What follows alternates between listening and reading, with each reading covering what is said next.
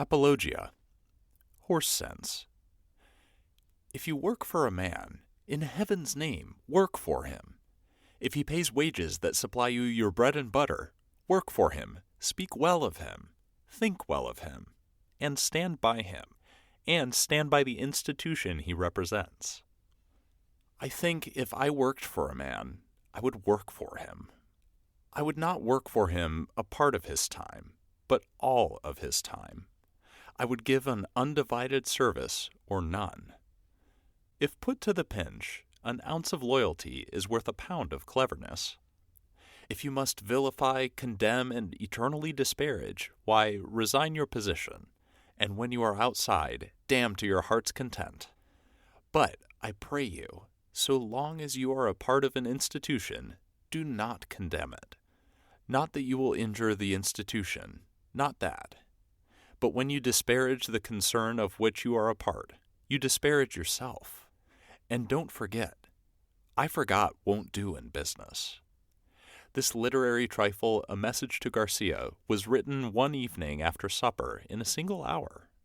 It was on the 22nd of February, 1899, Washington's birthday, and we were just going to the press with the March Philistine.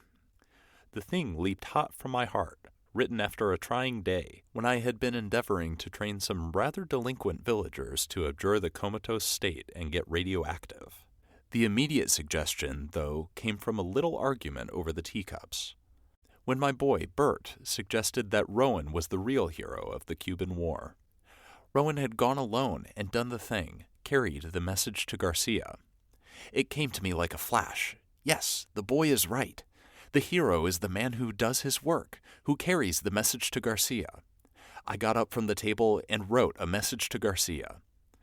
I thought so little of it that we ran it in the magazine without a heading. The edition went out, and soon orders began to come for extra copies of the March Philistine. 12, 50, 100. And when the American News Company ordered 1,000, I asked one of my helpers which article it was that had stirred up the cosmic dust. "It's the stuff about Garcia," he said.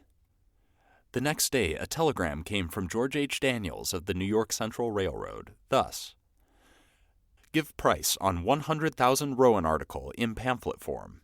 Empire State Press advertisement on back. Also, how soon can ship?" I replied giving price and stated we could supply the pamphlets in 2 years.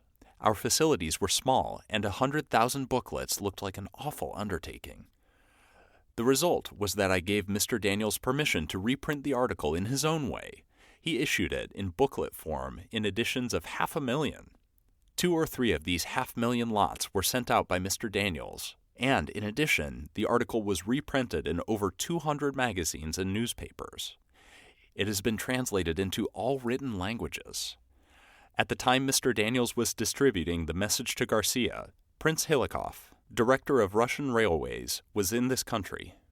He was the guest of the New York Central and made a tour of the country under the personal direction of Mr. Daniels. The prince saw the little book and was interested in it, more because Mr. Daniels was putting it out in such big numbers, probably, than otherwise.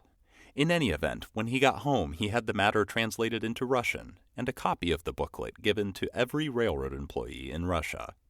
Other countries then took it up, and from Russia it passed into Germany, France, Spain, Turkey, Hindustan, and China.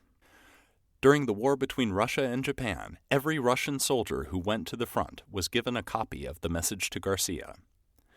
The Japanese, finding the booklets in possession of the Russian prisoners, concluded that it must be a good thing and accordingly translated it into Japanese.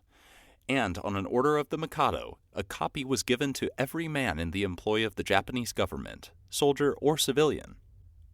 Over 40 million copies of A Message to Garcia have been printed. This is said to be a larger circulation than any other literary venture has ever attained during the lifetime of the author, in all history, thanks to a series of lucky accidents. Elbert Hubbard.